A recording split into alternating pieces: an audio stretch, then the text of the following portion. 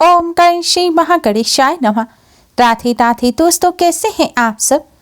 दोस्तों, हिंदू धर्म में मकर संक्रांति का त्यौहार बहुत खास माना जाता है। इस त्यौहार से वसंत ऋतु का आगमन होने लगता है।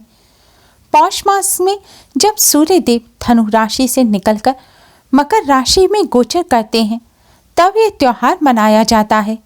सूर्य देव का एक राशि से दूसरी राशि में परिवर्तन करना संक्रांति कहलाता है, और जब सूर्य देव मकर राशि में पहुंचते हैं तो इसे मकर संक्रांति कहा जाता है। मकर संक्रांति पर्व को खिचड़ी, उत्तरायण और लोहड़ी भी कहा जाता है। मकर संक्रांति से ऋतु परिवर्तन होने लगता है। साथ ही मकर संक्रांति के दिन खिचड़ी बनाने का खास महत्व होने की वजह से ही इसे खिचड़ी कहा जाता है। इस दिन सूर्य उपासना, स्नान दान का विशेष महत्व होता है। मकर संक्रांति पर खर मास समाप्त हो जाता है और इस दिन से सभी शुभ और मांगलिक कार्य शुरू हो जाते हैं।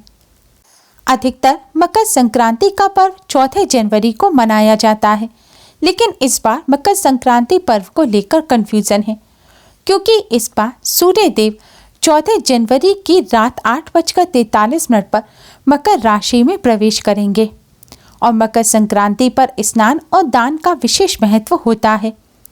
15 जनवरी को जब सूर्य उदय होगा उस समय मकर संक्रांति होगी, इसलिए इस बार मकर संक्रांति का पर्व 14 जनवरी को नहीं बल्कि 15 जनवरी को मनाया जाएगा।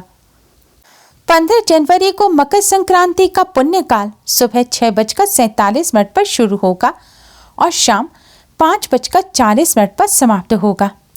वहीं महापुण्यकाल सुबह 7:15 पर शुरू होगा और सुबह 9:06 पर समाप्त होगा।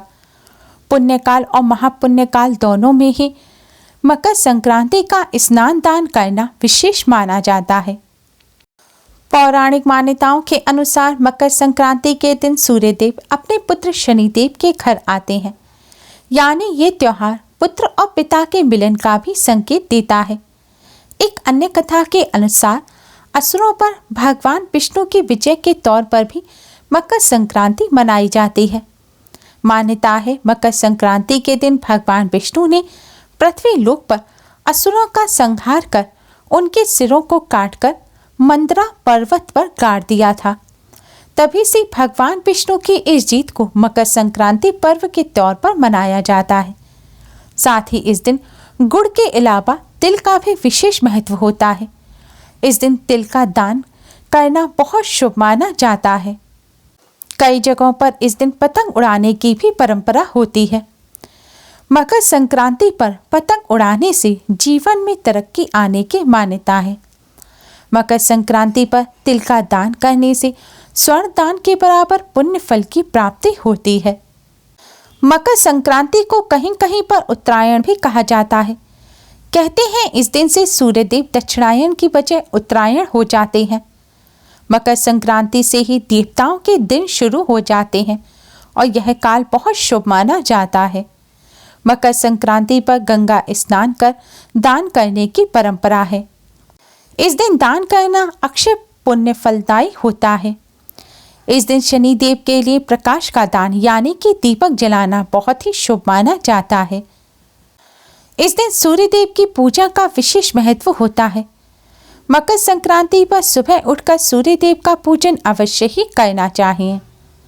इस दिन सूर्य उदय से पहले उठकर स्नान करना चाहिए। स्नान करने के बाद लाल रंग के वस्त्र पहनकर तांबे के लोटे में जल भरकर इसमें काला तिल, गुड़ डालकर भगवान सूर्य को जल चढ़ाना चाहिए। इस दिन सूर्य उदय के समय भगवान सूर्य को जल चढ़ाना यानी कि अर्घ्य देना बहुत ही शुभ माना जाता है। इस दिन भगवान सूर्य देव को जल अर्पित करने के पश्चात शनि देव का पूजन भी करना चाहिए। इस दिन गरीबों में तिल और खिचड़ी का दान अवश्य ही करना चाहिए। शनि देव की कृपा प्राप्त करने के लिए इस दिन उड़द की दाल और चावल को मिलाकर कच्ची खिचड़ी को ही दान करना चाहिए। ऐसा करने से शनि देव की कृपा प्राप्त होती है और शनि देव से संबंधित दोष दूर होते हैं।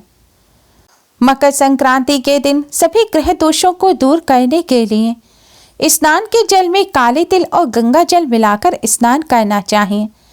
ऐसा करने से सूर्य देव की कृपा प्राप्त होती है और कुंडली के ग्रह दोष दूर होते हैं। सूर्य देव के साथ ही शनि देव भी प्रसन्न होते हैं। इस दिन भगवान सूर्य को जल चढ़ाते समय लाल रंग के पुष्प और चावल मिलाकर जल चढ़ाने से भगवान लक्ष्मी नारायण की भी कृपा प्राप्त होती है। मकर संक्रांति पर दान का विशेष महत्व होता है। कहते हैं इस दिन किए गए दान से अक्षय पुण्य फल प्राप्त होता है। इस दिन जो दान किया जाता है उससे 100 गुना वापस प्राप्त होता है। इसलिए इस दिन अपनी क्षमता के अनुसार कुछ न कुछ दान अवश्य ही करें। मकर संक्रांति पर तिल का विशेष महत्व होता है। इस दिन तिल से बनी हुई चीजों का दान करना सबसे शुभ माना जाता है। मान्यता है मकर संक्रांति पर शनि देव ने अपने पिता सूर्य देव को मनाने के लिए काले तिल से ही उनका पूजन किया था। इससे प्रसन्न होकर सूर्य देव ने वरदान दिया था कि जब भी वह मकर राशि में आएंगे तो तिल से उनका पूजन कर तिल का दान करने से वह प्रसन्न होंगे। इसलिए आज के दिन सूर्य देव को अर्घ्य देते समय भी जल में तिल डालने चाहिए और फिर तिल का ही दान करना चाहिए। ऐसा करने से सूर्य देव के साथ ही शनि देव भी प्रसन्न होते हैं और शनि देव से संबंधित दोष भी दूर होते हैं। सूर्य देव की कृपा से उच्च पद प्राप्त होता है। मकर संक्रांति के दिन कंबल का दान करना भी बहुत शुभ माना जाता है। ऐसा करने से राहु के अशुभ प्रभाव दूर होते हैं।